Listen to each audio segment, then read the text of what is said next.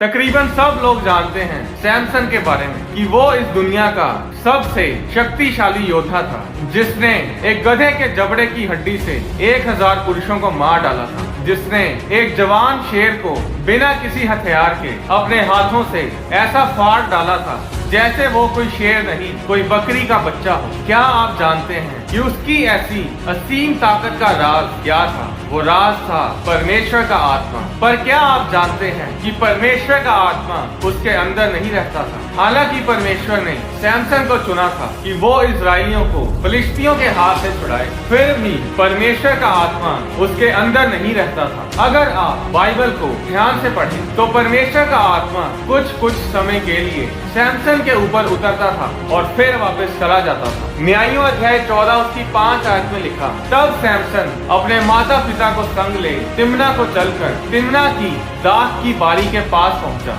वहां उसके सामने एक जवान सिंह गरजने लगा। तब यहोवा का आत्मा उस पर बल से उतरा और यद्यपि उसके हाथ में कुछ ना था तो भी उसने उसको ऐसा फाड़ डाला जैसा कोई बकरी का बच्चा फाड़े। फिर आगे 19 आयत में लिखा, तब यहोवा का आत्मा उस पर बल से उतरा और उसने अश्कलोन को जाकर वहां के 30 पुरुषों को मार डाला। न्यायों अध्याय 15 उसकी 14 आयत में लिखा, वह लही तक आ गया तो फिलिस्ती उसको देखकर ललकारने लगे। तब यहोवा का आत्मा उस पर बल से उतरा और उसकी बाहों की रस्सियां आग में जले हुए सन के समान हो गई और उसके हाथों के बंधन मानो गल कर टूट पड़े। तब उसको गधे के जबड़े की एक नई हड्डी मिली और उसने हाथ बढ़ाकर उसे ले लिया और उससे 1000 पुरुषों को मार डाला। इन सभी वचनों में परमेश्वर का आत्मा सैमसन पर उतरता था, पर हमेशा उसके साथ रहता नहीं था। न्यायों अध्याय 3 उसकी 10 आयत में लिखा, तब यहोवा का आत्मा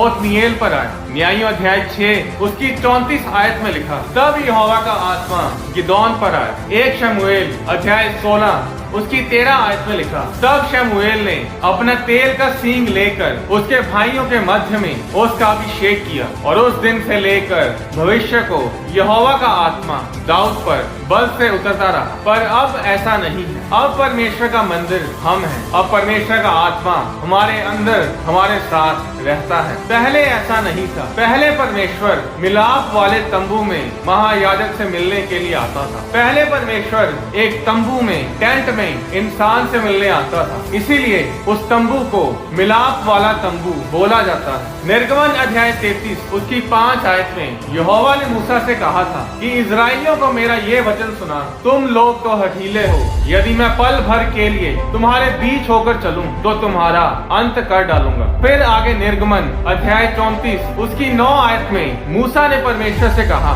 हे प्रभु, यदि तेरे अनुग्रह की दृष्टि मुझ पर हो तो प्रभु हम लोगों के बीच में होकर चले। ये लोग हठीले तो हैं, तो भी हमारे अधर्म और पाप को क्षमा कर और हमें अपना निज भाग मान के ग्रहण कर। परमेश्वर इतना पवित्र है कि वो पाप को देख तक नहीं सकता। अब इतना पवित्र परमेश्वर पापी इंसान के साथ कैसे रह सकता था? इसका जवाब था मिलाप वाला तंबू। उस मिलाप वाले तंबू में परमेश्वर रहता था। उस तंबू को लोगों की छावनी से दूर बनाया जाता था। आप कह सकते हैं कि उस तंबू को, उस टेंट को लोगों की बस्ती से बाहर बनाया जाता था और जब किसी को परमेश्वर से मिलना होता था तो वो उस तंबू के नजदीक आकर परमेश्वर से मिलता था। इसके बारे में आप निर्गमन अध्याय 33 उसकी 7 आयत में पढ़ सकते हैं। वो मिलाप वाला तंबू स्वर्ग को देखकर बनाया गया था। परमेश्वर ने मूसा को एक दर्शन दिखाया और उस दर्शन को देखकर मूसा ने मिलाप वाला तंबू बनाया था। अब जिस तरह परमेश्वर उस मिलाप वाले तंबू में रहता था, उसी तरह परमेश्वर हमारे अंदर रहता है। आने वाली वीडियोस में मैं आपको बताऊंगा कि मनुष्य से पहले